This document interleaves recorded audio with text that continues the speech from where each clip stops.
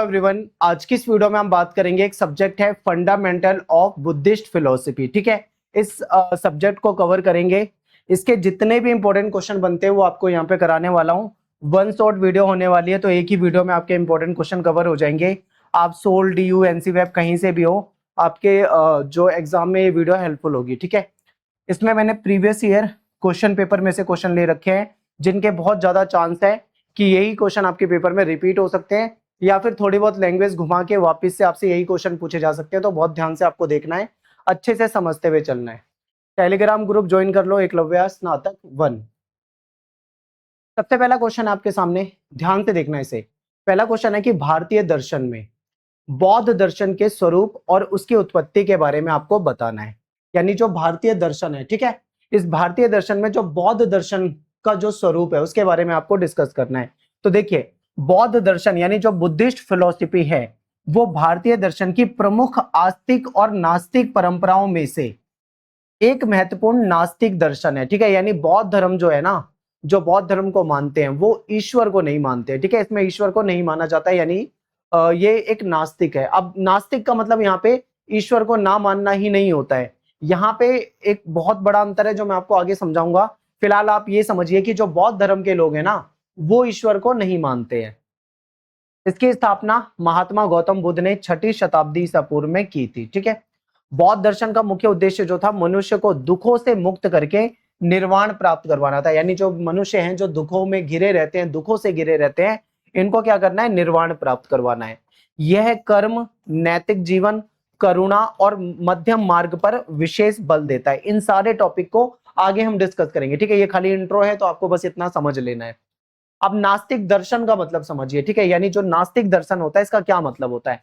तो बहुत सारे लोग हैं वो इसको नास्तिक सुनते ही उनके मन में आ जाता है कि नास्तिक मतलब ऐसा व्यक्ति जो भगवान को नहीं मानता, यानी जो भगवान के अस्तित्व को नहीं मानता। ठीक है, तो यहाँ पे थोड़ा सा और समझिए इसको। अगर हम इंडियन फिलोसफी के हिसाब से देखें, यानी भारतीय दर्शन के हिसाब से देखें कि भारतीय दर्शन के हिसाब से नास्तिक कौन होता है, यानी नास्तिक का क्या अर्थ होता है, तो ईश्वर को ना मानना इसका मतलब नहीं है। यानी हमारे भारतीय दर्शन में नास्तिक का मतलब ईश्वर को नहीं मानना नहीं होता, बल्कि वेदों की प्रामाणिकता को ना स्वीकार करना होता है। ठीक है, यानी जो व्यक्ति वेदों की प्रामाणिकता को स्वीकार नहीं करता है, ठीक है, जो व्यक्ति वेदों को नहीं मानता, वेदों की प्रामाणिकता को नहीं मानता, उसको हम नास्तिक की कैटेगरी में रखते हैं। ठीक है, यानी सामान्य पाठक जो होते हैं, जो मतलब आम लोग जो होते हैं, वो नास्तिक का मतलब ये समझ लेते हैं कि जो भगवान को नहीं मानता वही नास्तिक है। पर यहाँ पे वो नास्तिक नहीं है। भारतीय दर्शन के हिसाब से जो वेदों की चुनौती, मतलब वेदों की सत्ता को चुनौती दे, या वेदों की सत्ता को ना माने, या वेदों की प्रामाणिकता को न माने,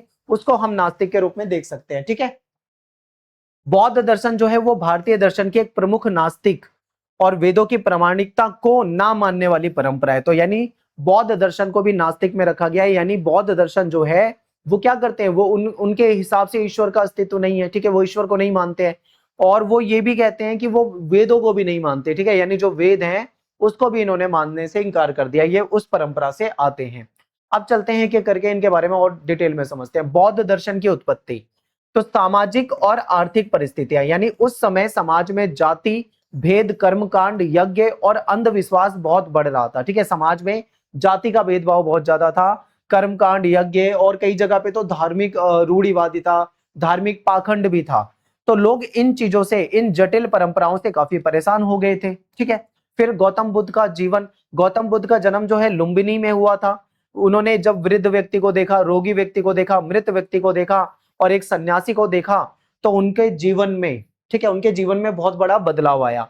यानी इन सबको देखकर उन्होंने जीवन के दुखों का कारण जानने का निश्चय किया कि दुखों का आखिर कारण क्या होता है, इसको जानने का इन्होंने प्रयास किया। कठोर तपस्या के बाद बोध गया में उन्हें ज्ञान प्राप्त हुआ और वो बुद्ध कहलाए। ठीक है, फिर सरल धर्म का प्रचार, यानी ज्ञान प्राप्त करने के बाद बुद्ध ने लोगों को सरल भाषा में अपना उपदेश दिया। उन्होंने हिंसा, भेदभाव और कर्मकांड का विरोध किया तथा नैतिक जीवन अपनाने पे बल दिया। यानी जब इनको ज्ञान प्राप्त हो गया तो इन्होंने बहुत सरल भाषा में अपना उपदेश दिया था। ठीक है, लोगों को क्या समझाया था? हिंसा नहीं करनी चाहिए, भेदभाव नहीं करना चाहिए। ठीक है, कर्मकांड का ये विरोध करते हैं और नैतिक जीवन जीने की बात करते हैं, यानी नैतिकता को अपने जीवन में अपनाने की बात करते हैं। नैतिकता में क्या आएगा? सत्य बोलना, ठीक है, ईमानदारी रखना, किसी से झगड़ा नहीं करना, किसी को गाली वगैरह नहीं देना, ठीक है, सबसे विनम्रता से बात करना, बड़ों का छोटों का सबका सम्मान करना, ये सदाचारिता वगैरह ये सब आ जाता है नैतिकता में। ठीक है, तो हमें जीवन में ये चीजें अपनानी चाहिए। बौद्ध दर्शन का स्वरूप, चार आर्य सत्य। ठीक है, तो बुद्ध ने बताया कि जीवन में चार प्रमुख आर्य सत्य है, यानी जीवन जो है दुख में है, जीवन जो है दुखों से भरा हुआ है। दुख का कारण क्या है? तृष्णा। तृष्णा बोले तो इच्छा, यानी हमारे मन में जो इच्छाएं होती है यही दुख का कारण होती है। तृष्णा का अंत होने पर दुख समाप्त हो जाएगा, यानी जब हम अपनी इच्छाओं का अंत कर देते हैं तो हमारा दुख अपने आप खत्म हो जाता है। दुख से मुक्ति का मार्ग जो है इसको अष्टांगिक मार्ग इन्होंने बताया है। ठीक है, अब अष्टांगिक मार्ग क्या है? अब इसको ध्यान से देखिए, इसमें 8 बातें हैं: सम्यक दृष्टि, सम्यक संकल्प, सम्यक वाणी, सम्यक कर्म, सम्यक आजीविका, सम्यक प्रयास, सम्यक स्मृति और सम्यक समाधि। यानी इन 8 चीजों को अगर अपना लेते हैं तो दुखों से मुक्ति मिल जाएगी, एक अच्छा जीवन हम जी सकते हैं। ठीक है, और इनका पालन करके व्यक्ति निर्वाण प्राप्त कर सकता है, यानी जन्म मृत्यु के चक्र से मुक्त हो सकता है। ठीक है, निर्वाण का मतलब क्या है? निर्वाण बौद्ध दर्शन का सबसे महत्वपूर्ण लक्ष्य होता है, यानी इसका मतलब होता है कि सभी दुखों से, सभी इच्छाओं से, मोह माया, ठीक है, जन्म मृत्यु के चक्र से हमें मुक्ति मिल जाएगी, तो इसको निर्वाण कहा जाता है। अब ये जो 8 चीजें हैं इसको मैं आपको डिटेल में समझाऊंगा अगले क्वेश्चन में। आगे इस पे एक अलग से मैंने पूरा क्वेश्चन ले रखा है, क्योंकि ये पेपर में आया हुआ था, तो मैंने वहां पे सेपरेट क्वेश्चन ले रखा है, वहां पे डिटेल में आपको ये जो अष्टांग मार्ग है या जो 8 मार्ग है वो आपको डिटेल में मैं बताने वाला हूँ। ठीक है, यहाँ पे आपको जो जो बताता जा रहा हूँ इसको ध्यान से समझते हुए चलना है। फिर मध्यम मार्ग की बात करी है बौद्ध ने, जो बुद्ध हैं उन्होंने क्या करा है? मध्यम मार्ग की बात करी है, यानी बुद्ध ने ना तो अत्यधिक भोग विलास का समर्थन किया और ना ही कठोर तपस्या का। ठीक है, यानी ना तो हमें एकदम लग्जरी लाइफ जीनी चाहिए कि बस डूबे रहो लग्जरी लाइफ में, ठीक है, सुख सुविधा पैसे और इन सब चीजों में। दूसरी तरफ ना तो हमें एकदम कठोर तपस्या वाला रास्ता अपनाना, यानी अपने आप को नुकसान देना, ठीक है, अपने आप को एकदम दुखों में डाले रखना, हमें ये दोनों ही रास्ते नहीं अपनाने। हमको एक मध्यम मार्ग अपनाना है, यानी एक बीच का रास्ता अपनाना है। ठीक है, जो कि संतुलित जीवन जीने का एक संदेश इन्होंने दिया है। फिर कर्मकांड और पुनर्जन्म, बौद्ध दर्शन के अनुसार मनुष्य अपने कर्मों के अनुसार फल प्राप्त करता है, यानी जैसे हमको कर्म मिलते हैं वैसे ही हमको फल मिलता है। अच्छे कर्म अच्छे परिणाम और बुरे कर्म जो होते हैं वो हमको दुख देते हैं। ठीक है, यानी अगर अच्छे कर्म करेंगे तो अच्छा परिणाम होगा, अगर हम बुरे कर्म करते हैं तो फिर वो हमको क्या देगा? दुख देगा। नेक्स्ट है अहिंसा और करुणा, सभी जीवों के प्रति दया, प्रेम और अहिंसा का व्यवहार बौद्ध दर्शन का मुख्य आधार है। ठीक है, यानी हमें सभी जीवों के प्रति क्या करना चाहिए? दया भाव रखना चाहिए, प्रेम का भाव रखना चाहिए, अहिंसा का व्यवहार हमको करना चाहिए। निर्वाण, बौद्ध दर्शन का जो अंतिम लक्ष्य होता है वो निर्वाण होता है, यानी जन्म और मृत्यु के चक्र से और सभी दुखों से जब हमें मुक्ति मिल जाती है, ठीक है, तो इसको हम क्या निर्वाण कहते हैं बौद्ध दर्शन के अनुसार। ठीक है, फिर बौद्ध दर्शन का महत्व, समाज में समानता की बात करते हैं, ये मानवता का संदेश देते हैं। ठीक है, समानता मतलब जाति वाति का कोई भेदभाव नहीं होना चाहिए, जाति भेद को ये गलत मानते हैं, अंधविश्वास को भी ये गलत मानते हैं, उसका विरोध करते हैं, नैतिक जीवन और अहिंसा को बढ़ावा देते हैं। ठीक है, नैतिक जीवन और अहिंसा को बढ़ावा देते हैं।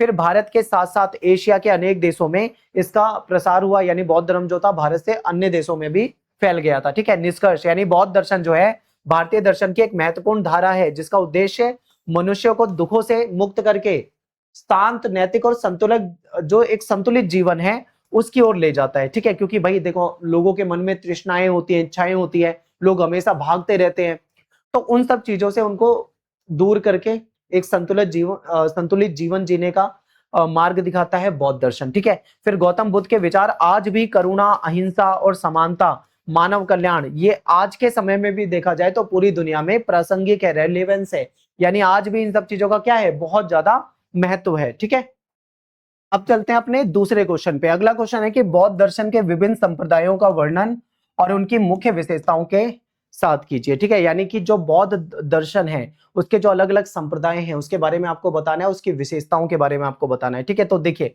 गौतम बुद्ध की जब मृत्यु हो जाती है, जब उसको महापरिनिर्वाण कहा गया। ठीक है, यानी जब उनको महापरिनिर्वाण के बाद के समय में, ठीक है, क्या होता है जब गौतम बुद्ध नहीं रहे उसके बाद के समय में बौद्ध धर्म जो था उसमें वैचारिक और व्यवहारिक मतभेद हो गए। ठीक है, यानी कि बौद्ध धर्म को मानने वाले लोग जो थे उनके बीच में वैचारिक विचारों को लेकर मतभेद हो गए, और उसके बाद क्या होता है कई संप्रदाय और दार्शनिक विचारधाराओं का यहाँ पे विकास हुआ, और बौद्ध धर्म जो था यहाँ पे मुख्य रूप से देखा जाए तो 3 अलग अलग धार्मिक संप्रदायों में बढ़ चुका था। एक तो था हीनयान जिसको थेरवाद भी कहा जाता है, दूसरा है महायान और तीसरा है वज्रयान। ठीक है, इसमें यह बढ़ गया। आगे चलकर इनमें से महायान संप्रदाय के अंतर्गत माध्यमिक यानी शून्यवाद और योगाचार, ठीक है, ये भी एक मतलब एक अलग दार्शनिक शाखा के रूप में इसका उदय हुआ। इसको मैं आपको आगे समझाऊंगा।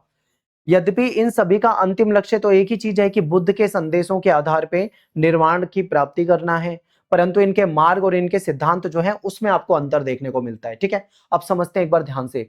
हीनयान यानी थेरवाद की बात करते हैं, तो ये बौद्ध धर्म का सबसे प्राचीन संप्रदाय माना जाता है। ठीक है, सबसे पुराना माना जाता है।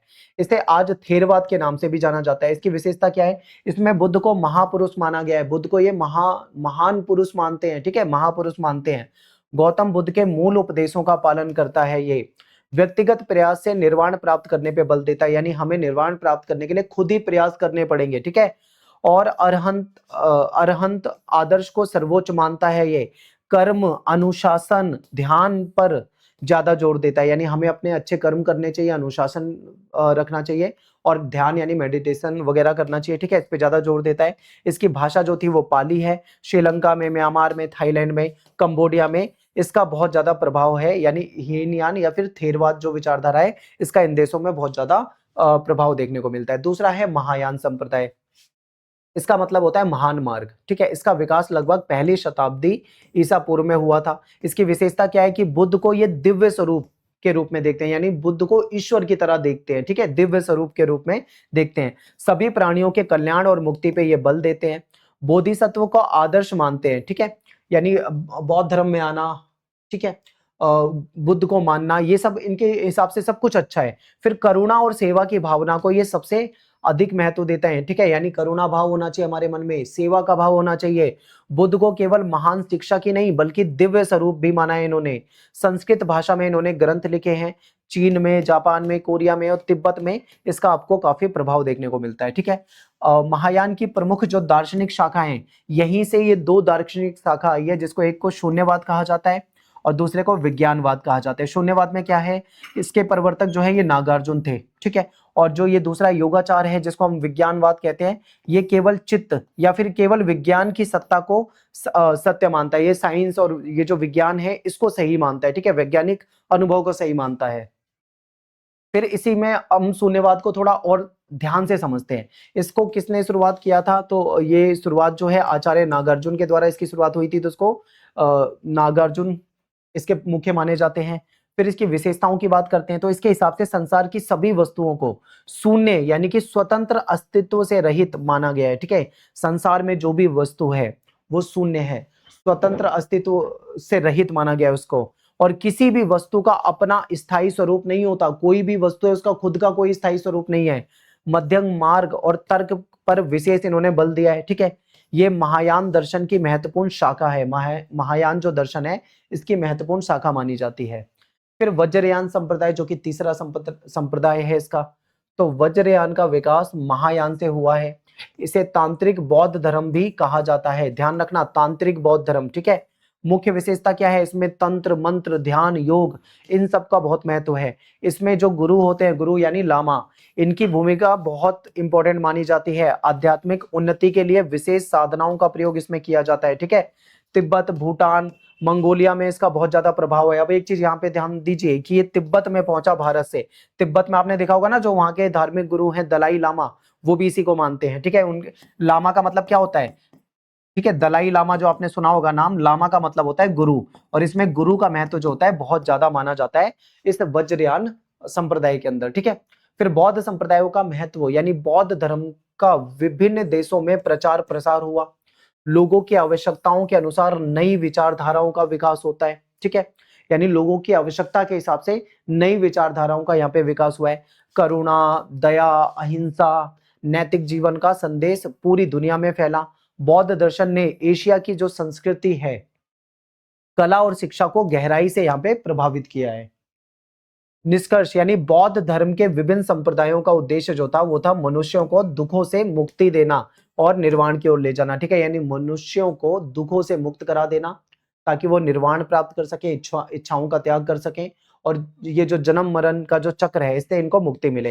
हीनयान व्यक्तिगत साधना पे बल देता है। महायान जो है सभी प्राणियों के कल्याण पे बल देता है। वज्रयान जो है वो विशेष साधनाओं पे तथा माध्यमिक जो संप्रदाय है यानी शून्यवाद का जो सिद्धांत है इस पे आधारित है। इन सभी संप्रदायों में बौद्ध दर्शन का कहीं ना कहीं इन सभी संप्रदायों ने मिलकर बौद्ध जो फिलोसफी है, बुद्धिस्ट जो फिलोसफी है, उसको क्या बनाया, उसको और ज्यादा समृद्ध बनाया है। ठीक है, आगे चलते हैं। पंचशील जो है ये भी आपके पेपर में आता है, ये शॉर्ट नोट्स में पूछा जाता है। ठीक है, यानी इसका शॉर्ट आंसर आपको करना है पेपर में। तो पंचशील क्या है, तो पंचशील बौद्ध धर्म में 5 नैतिक नियम है, 5 रूल्स हैं, किसके, बौद्ध धर्म के, जिन्हें गौतम बुद्ध ने गृहस्थ लोगों के लिए बताया था। ठीक है, यानी जो लोग गृहस्थ होते हैं, शादीशुदा होते हैं, ठीक है, उनके लिए ये इन्होंने नियम बताया था। इन नियमों का उद्देश्य व्यक्ति को नैतिक, शांतिपूर्ण और अनुशासित जीवन जीने की प्रेरणा देना है। पंचशील का पालन करने से व्यक्ति अच्छे चरित्र का निर्माण करता है। ठीक है, यानी एक अच्छा व्यक्ति बन पाएगा और समाज में शांति और सद्भाव इससे बना रहेगा। फिर ये जो पंचशील है, इसके 5 प्रमुख नियम हैं।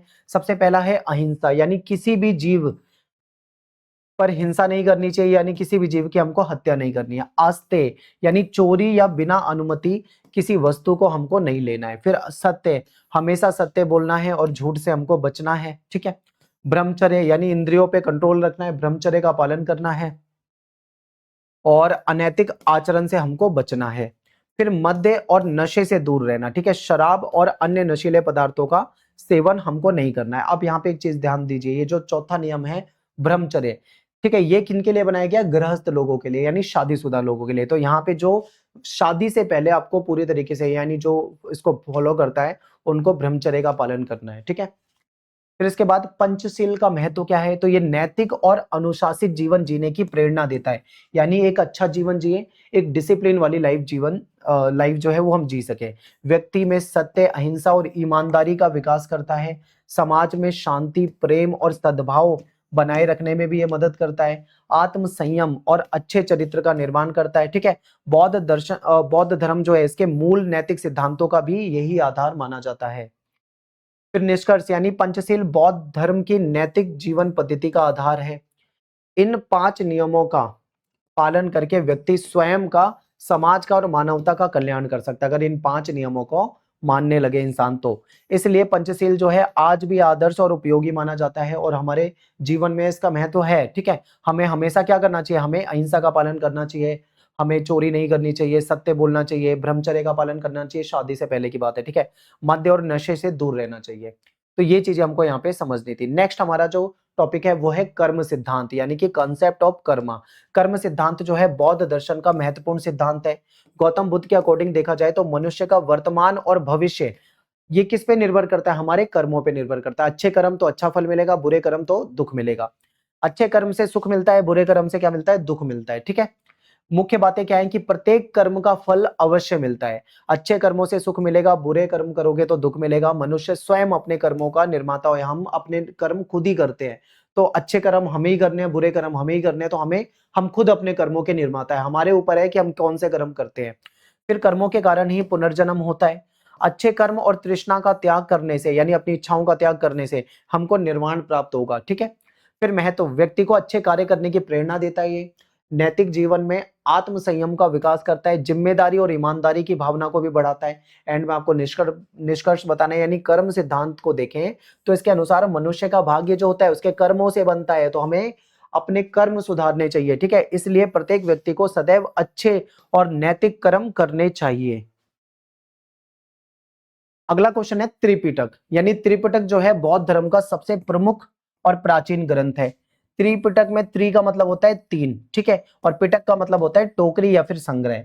तो इसमें गौतम बुद्ध के उपदेश और बौद्ध संघ के नियम संकलित है। ठीक है, त्रिपिटक में 3 है, 3 पिटक यानी 3 टोकरी है। ठीक है, कौन कौन से हैं इसमें, एक विनय पिटक है, एक सुत्त पिटक और एक अभिधम पिटक। ठीक है, अब इन तीनों को समझते हैं। सबसे पहले बात करते हैं विनय पिटक की। तो इसमें जो भिक्षु लोग होते हैं, जो भिक्षुणियां होती है, उनके नियम है। ठीक है, संघ में कैसे रहना है, उसका क्या डिसिप्लिन है, अनुशासन है, और वहां के आचार विचार, ठीक है, उसका वर्णन मिलता है। यानी संघ में रहने वाले जो भिक्षु भिक्षुणी होते हैं उनके क्या नियम होते हैं, क्या नियम उनको मानने हैं, वो सारी बातें आपको विनय पिटक में मिलता है। फिर सुत्त पिटक में गौतम बुद्ध के उपदेश हैं और इनके प्रवचन हैं। ठीक है, नैतिक जीवन हमें किस तरीके से जीना है, धर्म और ध्यान की शिक्षा है। ठीक है, फिर तीसरा है अभिधम पिटक, बौद्ध दर्शन का गहन अध्ययन आपको इसमें मिलता है, यानी इसमें आपको फिलोसफी मिलती है बौद्ध धर्म से संबंधित। फिर मन, चेतना, धर्म के सिद्धांतों की व्याख्या आपको अभिधम पिटक में मिलती है। महत्व क्या है, बौद्ध धर्म का प्रमुख धार्मिक ग्रंथ माना जाता है। बुद्ध के उपदेशों का सबसे विश्वसनीय जो स्रोत माना जाता है वो यही है, ठीक है, त्रिपिटक। फिर बौद्ध दर्शन और नैतिक शिक्षा को समझने में भी सहायता करता है। बौद्ध फिलोसफी क्या है, बुद्धिस्ट, और नैतिक शिक्षा आप जानते हो, सत्य अहिंसा वगैरह हमने पहले ही पढ़ लिया है, तो वो सारी चीजें हमको यहाँ से जानने को मिलती है। आज भी बौद्ध जो फॉलोवर्स हैं उनके लिए ये मार्गदर्शक ग्रंथ माना जाता है, ठीक है। निष्कर्ष यानी त्रिपिटक जो है बौद्ध धर्म की आधारशिला है। इसमें बुद्ध के उपदेश, संघ के नियम, बौद्ध दर्शन का विस्तृत वर्णन आपको मिलता है, इसलिए यह बौद्ध धर्म का सबसे महत्वपूर्ण ग्रंथ माना जाता है, ठीक है। ये जितने भी क्वेश्चन करा रहा हूं, अभी 2-3 क्वेश्चन जो मैंने लास्ट कराए हैं ये आपके शॉर्ट क्वेश्चन है, यानी जो आपको छोटे आंसर लिखने होते हैं। फिर ये जो क्वेश्चन था मैं आपको बता रहा था कि लास्ट में कराऊंगा, ये वो है अष्टांगिक मार्ग, इसको समझिए। तो इसमें 8 मार्ग बताए गए हैं, ठीक है, यानी अष्टांगिक मार्ग जो है बौद्ध धर्म का सबसे महत्वपूर्ण सिद्धांत है। गौतम बुद्ध ने बताया कि दुखों से अगर मुक्ति लेनी है यानी निर्वाण प्राप्त करना है तो उसके लिए मनुष्य को 8 मार्गों का पालन करना पड़ेगा, ठीक है। ये केवल धार्मिक नियम नहीं है बल्कि अच्छा और एक संतुलित जीवन जीना है, तो वो जीवन जीने का एक तरीका है। तो वो 8 मार्ग कौन कौन से हैं? सबसे पहला है सम्यक दृष्टि, ठीक है, राइट व्यू, यानी इसका मतलब है कि सही समझ और सही ज्ञान रखना, जीवन की वास्तविकता को समझना है, ठीक है, जीवन क्या है उसकी सच्चाई को समझना है, ये जानना कि अच्छे कर्म का अच्छा और बुरे कर्म का बुरा फल मिलता है, 4 आर्य सत्यों को समझना है, ठीक है, हर परिस्थिति को सही तरीके से सोच के साथ, अच्छी सोच समझ के उसको देखना है, और गलत धारणाओं से हमको बचना है, यानी हमारी दृष्टि जो है वो सही होनी चाहिए, क्या सही है क्या गलत है ये हमको पता होना चाहिए। फिर इसमें सम्यक संकल्प सेकंड है, ठीक है, राइट इंटेंशन, यानी इसका मतलब है कि अच्छे और शुद्ध विचार हमको रखना है, किसी के प्रति हमें अपने मन में घृणा, क्रोध या हिंसा को नहीं रखना है, दया, प्रेम और करुणा की भावना अपने मन में रखनी है, लोभ और स्वार्थ से हमको दूर रखना है, ठीक है, अपने आप को लालच से, स्वार्थ से दूर बचा कर रखना है। फिर उदाहरण है कि दूसरों की भलाई के बारे में हमको सोचना है, ठीक है। तीसरा है सम्यक वाणी यानी राइट स्पीच, इसका मतलब है कि सत्य और मधुर बोलना, यानी हमको झूठ नहीं बोलना है, किसी की बुराई या फिर चुगली नहीं करनी है, ठीक है, कठोर और अपमानजनक जो शब्द हैं उसका प्रयोग हमें नहीं करना, विनम्रता से सबसे बात करनी है, हमेशा विनम्र होकर सम्मान देकर सबसे बात करना है, ठीक है, सम्मानजनक भाषा में, किसी से गलत शब्द इस्तेमाल हमको नहीं करना। फिर सम्यक कर्म, यानी अच्छा हमें कर्म करना है, ठीक है, इसका मतलब है अच्छे काम करने हैं, हिंसा नहीं करनी, चोरी नहीं करनी, गलत और अनैतिक काम से बचना है, सभी के साथ ईमानदारी से व्यवहार करना है, यानी जरूरतमंद लोग अगर हमारे सामने आते हैं तो हमको उनकी सहायता करनी चाहिए, उनकी मदद करनी चाहिए। सम्यक आजीविका, तो इसका मतलब है ईमानदारी से जीवन यापन करना है, ऐसा काम करना है जिससे किसी को नुकसान ना पहुंचे, हमें धोखाधड़ी, जालसाजी, हिंसा, गलत व्यवसाय यानी कोई इलीगल काम नहीं करना है, मेहनत और ईमानदारी ईमानदारी से हमको अपना काम करना है और पैसे कमाने हैं, ठीक है, उसी से हमारा जीवन चलेगा। फिर सम्यक प्रयास, यानी इसका मतलब है कि अच्छे कार्यों के लिए हमको हमेशा प्रयास करना है, बुरी आदत है तो उसको छोड़ना है, अच्छी आदत को अपनाना है, अपने चरित्र को हमें और अच्छा बनाना है, अपनी पर्सनैलिटी को अच्छा बनाना है, ठीक है, लोगों से विनम्रता से बात करनी है, रोज स्वयं को पहले से बेहतर बनाने की कोशिश करना। सम्यक स्मृति, इसका मतलब है कि हर कार्य को पूरी जागरूकता और पूरे ध्यान के साथ करना है, ठीक है, बहुत ही ध्यान से करना है काम को, अपने विचारों को, अपने कामों पे, अपने कार्यों पे पूरा हमको नियंत्रण रखना है, वर्तमान में रहकर काम करना है, मन को भटकने से हमको रोकना है, एग्जाम्पल है पढ़ाई करते समय पूरा ध्यान से हमको पढ़ाई करनी चाहिए, ठीक है, ये नहीं कि जल्दीबाजी में पढ़ाई करो। फिर सम्यक समाधि, इसका मतलब है कि मन को एकाग्र करके ध्यान करना, यानी मेडिटेशन करना है, ठीक है, इससे हमारा मन शांत होगा, मानसिक शांति और आत्मज्ञान प्राप्त करना है, एकाग्र होकर हमको सही डिसीजन लेना है, कोई भी निर्णय लेना है तो सोच समझ के एकाग्र होकर, यानी प्रतिदिन कुछ समय शांत बैठकर हमको मेडिटेशन यानी ध्यान करना चाहिए, ठीक है। अब इसका महत्व क्या है, तो ये व्यक्ति के चरित्र को अच्छा बनाएगा, मन को शांत करेगा, संतुलित करेगा, लोभ, क्रोध, मोह, माया से हमको बचाएगा, ठीक है, ये कम होगा, नैतिक जीवन जीने की हमको प्रेरणा देता है ताकि हम अच्छा जीवन जी सके, डिसिप्लिन लाइफ जी सके, और अंततः निर्वाण यानी दुखों से हमको मुक्ति मिलेगी, निर्वाण प्राप्त होगा, ठीक है। लास्ट में निष्कर्ष बताना है, यानी अष्टांगिक मार्ग जो है गौतम बुद्ध के द्वारा बताया गया सही जीवन जीने का एक मार्ग, एक तरीका है। यदि व्यक्ति इन 8 सिद्धांतों का पालन करता है तो वो नैतिक, शांत और संतुलित जीवन भी जी सकता है, ठीक है। तो ये 8 नियम बताए गए थे जो कि अष्टांगिक मार्ग है। ये क्वेश्चन भी आपके पीवाईक्यू का है कि पारमिताओं को परिभाषित करना है, विभिन्न पारमिताओं की व्यवस्था जो है वो बौद्ध दर्शन के परिप्रेक्ष्य में आपको समझाना है, ठीक है। देखिए बौद्ध दर्शन जो है विशेषकर महायान बौद्ध परंपरा जो है इसमें पारमिता का बहुत ज्यादा इंपॉर्टेंट होता है। आखिर ये पारमिता शब्द जो है इसका मतलब क्या है? इसका मतलब होता है पूर्णता या फिर उत्कृष्टता या ऐसा गुण जो मनुष्य को संसार के दुखों से पार ले जाकर बोधि यानी ज्ञान और निर्वाण की ओर ले जाए। ठीक है, यानी ऐसा ज्ञान जो मनुष्य को संसार के दुखों से दूर ले जाए, ठीक है, ज्ञान प्राप्त कराए और निर्वाण की ओर ले जाए, तो इसको पारमिता कहा जाता है। इनका पालन करके व्यक्ति अपने चरित्र और अपने व्यक्तित्व यानी अपनी पर्सनैलिटी का विकास करता है तथा बोधिसत्व बनने की दिशा में आगे बढ़ता है। ठीक है, यानी कि ज्ञान प्राप्त करने की दिशा में आगे बढ़ता है। फिर पारमिता जो है, पारमिता जो है इसकी परिभाषा क्या है? तो पारमिता वो श्रेष्ठ नैतिक और आध्यात्मिक गुण होते हैं जिनका अभ्यास करके व्यक्ति अपने मन को शुद्ध कर सकता है। ठीक है, यानी ये ऐसे गुण, ऐसी क्वालिटी है जिससे हम अपने मन को शुद्ध कर सकते हैं, बुराइयों पर विजय प्राप्त कर सकते हैं और पूर्ण ज्ञान प्राप्त कर सकते हैं। फिर बौद्ध दर्शन की प्रमुख पारमिताएं, तो महायान बौद्ध धर्म में 6 पारमिताएं जो है प्रमुख मानी जाती हैं। पहला है दान पारमिता, यानी ये ऐसा कर्म है, ध्यान से समझिए, दान का अर्थ होता है निस्वार्थ भाव से दूसरों की सहायता करना। फोटो खिंचवाने के लिए दान नहीं देना है, यानी निस्वार्थ भाव से किसी की मदद करना है। ठीक है, इसकी विशेषता क्या है? धन, भोजन, वस्त्र, शिक्षा और ज्ञान का दान करना, बिना किसी स्वार्थ के सहायता करना, करुणा और उदारता का विकास करना। ठीक है, यानी हमें किसी की सहायता करनी है बिना किसी स्वार्थ के, हमारे अंदर से कोई स्वार्थ नहीं होना चाहिए। शील पारमिता पारमिता, तो इसका मतलब होता है सदाचार, नैतिक जीवन, यानी अच्छा जीवन जीना। तो अच्छा जीवन में हमें सत्य बोलना चाहिए, अहिंसा का पालन करना चाहिए, चोरी नहीं करनी चाहिए, झूठ नहीं बोलना चाहिए, बुरे कर्म नहीं करने चाहिए। ठीक है, अनुशासित जीवन हमको जीना है। तो यह आ जाता है हमारा सेकंड पॉइंट। तीसरा पॉइंट है शांति शांति पारमिता। तो ये जो शांति पारमिता है इसका मतलब क्या है? धैर्य और सहनशीलता और क्षमा। कठिन परिस्थितियों में भी हमको धैर्य बनाए रखना है, क्रोध पे हमको नियंत्रित अपने कंट्रोल रखना है, दूसरों की गलतियों को हमें माफ कर देना है, सहिष्णु बनना है। ठीक है, यानी सहिष्णुता का हमको अपने अंदर विकास करना है, सहन शक्ति हमारे अंदर होनी चाहिए। फिर नेक्स्ट है हमारा वीर्य पारमिता। वीर्य का मतलब होता है परिश्रम और निरंतर प्रयास। तो अच्छे कार्यों में हमको मेहनत करनी चाहिए, आलस्य से हमको दूर रहना चाहिए, आत्म विकास के लिए लगातार प्रयास करना चाहिए, कठिनाइयां जो होती है उससे हमें हार नहीं माननी है। ठीक है, यानी कि हमें क्या करना है? अच्छे काम करने हैं, उसके लिए खूब मेहनत करनी है, आलस से नहीं। ये नहीं कि पड़े रहो, सो रहे हो, सोते रहो, ऐसा नहीं। ठीक है, हमें आत्म विकास के लिए निरंतर प्रयास करना है और कठिनाइयों से कभी भी हार नहीं मानना है। नेक्स्ट है ध्यान पारमिता। ठीक है, ध्यान का अर्थ यहाँ पे है मन को एकाग्र और शांत करना। मुख्य विशेषता क्या है? नियमित हमको मेडिटेशन करना है, रेगुलर, मन को भटकने से रोकना है, मानसिक शांति का प्रयास करना है और आत्मज्ञान की ओर हमको क्या करना है? बढ़ना है। ठीक है, फिर पारमिता। प्रज्ञा का मतलब है कि सच्चा ज्ञान और विवेक।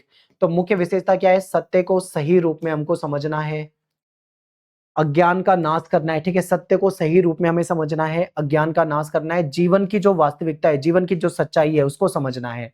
बुद्धत्व की प्राप्ति का मुख्य आधार यही है। अगर आपको ज्ञान का प्राप्त करना है, बुद्धत्व की प्राप्ति करनी है, तो आपको यही मानना पड़ेगा, ज्ञान का नाश करना है, सत्य को सही रूप में समझना है। ठीक है, फिर पारमिताओं का महत्व क्या है?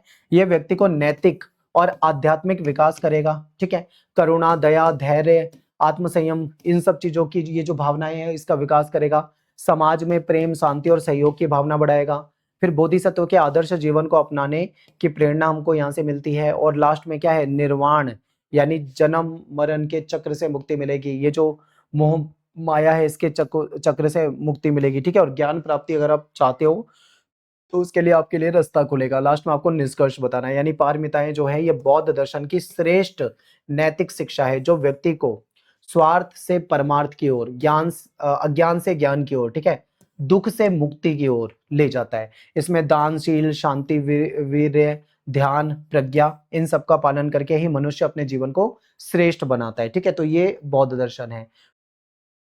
अगला क्वेश्चन है बौद्ध दर्शन में पुनर्जन्म सिद्धांत, यानी जो बुद्धिस्ट फिलोसफी है इसमें जो पुनर्जन्म है, रीबर्थ है, इसका अर्थ है कि मृत्यु के बाद व्यक्ति के कर्मों के अनुसार नया जन्म, यानी जब व्यक्ति की मृत्यु होती है तो उसके कर्मों के आधार पर उसको दूसरा जन्म, नया जन्म मिलता है। ठीक है, तो गौतम बुद्ध ने बताया कि जब तक मनुष्य की तृष्णा, यानी जब तक उसकी इच्छाएं, उसकी मोह माया के चक्कर में जो पड़ा रहता है, अज्ञान, ठीक है, ये जब तक समाप्त नहीं होगा ना तब तक वो जन्म मृत्यु, जन्म लेगा मृत्यु होगी, जन्म लेगा मृत्यु होगी, इस चक्र में घूमता रहेगा। इस चक्र से मुक्ति को ही निर्वाण कहा जाता है। यानी अगर इस चक्र से मुक्ति चाहिए तो निर्वाण प्राप्त करना होगा। निर्वाण प्राप्त करने के लिए ठीक है, बौद्ध जो मार्ग बताए गए हैं उस मार्ग पे चलना पड़ेगा, जैसे अष्टांगिक मार्ग था, 4 आर्य सत्य को जानना पड़ेगा, ठीक है। फिर बौद्ध दर्शन के अनुसार अगर हम देखें पुनर्जन्म सिद्धांत, तो इसको समझते हैं। तो सबसे पहला पॉइंट है कर्म के आधार पे पुनर्जन्म, यानी मनुष्य के अच्छे और बुरे कर्म जो है वो ही उसके अगले जन्म का कारण बनते हैं। अच्छे कर्मों से अच्छा जन्म मिलेगा, बुरे कर्मों से दुखद जन्म मिलेगा, ठीक है। तो यहाँ पे क्या संदेश मिल रहा है कि हमें हमेशा अच्छे कर्म करने चाहिए। दूसरा है आत्मा का निषेध, जिसको अनात्मवाद कहा जाता है, यानी बौद्ध दर्शन जो है स्थायी आत्मा को कहीं नहीं मानता। मृत्यु के बाद आत्मा नहीं जाती, बल्कि कर्मों की धारा और चेतना का प्रवाह आगे बढ़ता है, ठीक है। यानी मृत्यु के बाद आत्मा नहीं जाती, बल्कि जो कर्म की धारा है और चेतना का जो प्रवाह है, ठीक है, वो आगे बढ़ेगा। इसलिए इसका नया जन्म जो है वो कर्मों के प्रभाव से होगा, यानी जैसे उसने कर्म किए होंगे उसी प्रकार से उसका रीबर्थ होगा। फिर तृष्णा जो है पुनर्जन्म का कारण, यानी तृष्णा का मतलब है इच्छाएं, लोभ और मोह जो है ये पुनर्जन्म का मुख्य कारण है। जब तक ये समाप्त नहीं होंगे जन्म मृत्यु का चक्र ऐसे ही चलता रहेगा। नेक्स्ट पॉइंट है हमारा पॉइंट नंबर 4, तो प्रतीत्य, ठीक है, समुत्पाद, इसका सिद्धांत समझते हैं। तो बौद्ध दर्शन के अनुसार हर घटना किसी कारण से उत्पन्न होती है, ठीक है, यानी कोई भी घटना हो रही है ना तो उसका कोई ना कोई कारण है। इसी प्रकार कर्म और तृष्णा जो है ये पुनर्जन्म का कारण बनते हैं। जैसे हम कर्म करते हैं, जैसी हमारी इच्छाएं होती है उसी हिसाब से, ठीक है, ये पुनर्जन्म का कारण बन जाते हैं। निर्वाण द्वारा पुनर्जन्म का अंत, यानी जब व्यक्ति अष्टांगिक मार्ग का पालन करेगा, अपनी इच्छाओं यानी तृष्णा को, अपने अज्ञान को समाप्त कर देता है, तो उसको निर्वाण प्राप्त होगा। निर्वाण मिलने पर पुनर्जन्म का चक्र समाप्त हो जाएगा। फिर उसको जब निर्वाण प्राप्त हो जाएगा तो बार बार जन्म नहीं लेने पड़ेंगे उसको, ठीक है। फिर पुनर्जन्म सिद्धांत का महत्व, यानी व्यक्ति को अच्छे कर्म करने की प्रेरणा देता है, ये नैतिक और अनुशासित जीवन जीने का संदेश देता है, कर्म के सिद्धांत में विश्वास को भी मजबूत करता है, मनुष्य को निर्वाण प्राप्त करने की प्रेरणा देता है, ठीक है। यानी ये सिद्धांत का क्या फायदा है? इस सिद्धांत का फायदा यह है कि व्यक्ति को मोटिवेट करता है अच्छे कर्म करने के लिए। फिर नैतिक और अनुशासित जीवन जीने के लिए उसको संदेश देता है कि हमको एक नैतिक और अनुशासित जीवन जीना है। कर्म के सिद्धांत में विश्वास को ये मजबूत बनाता है और मनुष्य को निर्वाण प्राप्त करने की प्रेरणा भी ये देता है, ठीक है। लास्ट में आपको निष्कर्ष बताना है, यानी बौद्ध दर्शन के अनुसार पुनर्जन्म जो है कर्म और तृष्णा का परिणाम है। जब तक मनुष्य इच्छाओं और अज्ञान से मुक्त नहीं होता, ठीक है, यानी जो बौद्ध दर्शन है इसमें जो पुनर्जन्म है ये किसका परिणाम होता है? कर्म का परिणाम। जैसा हम कर्म करेंगे, ठीक है, हमारी इच्छाओं का परिणाम।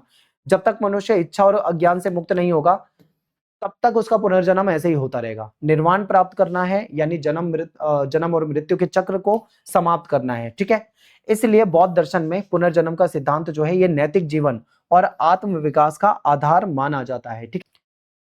तो यहाँ पे हमारा ये लेक्चर खत्म हो जाता है। आई होप आपको समझ में आया होगा। आप मुझे इंस्टाग्राम पे फॉलो कर सकते हो, एकलव्य स्टडी पॉइंट इस नाम से आप मुझे सर्च कर सकते हो, ठीक है। और आपको कुछ पूछना है तो आप मैसेज कर सकते हो, टाइम निकलेगा मैं आपको वहाँ पे रिप्लाई कर दूंगा। और ऑल द बेस्ट आपको एग्जाम के लिए। लाइक कर दीजिए, वीडियो को शेयर कर दो और कॉमेंट कर दो, ठीक है। मिलते हैं नेक्स्ट वीडियो में। Thanks for watching. जय हिंद, जय भारत।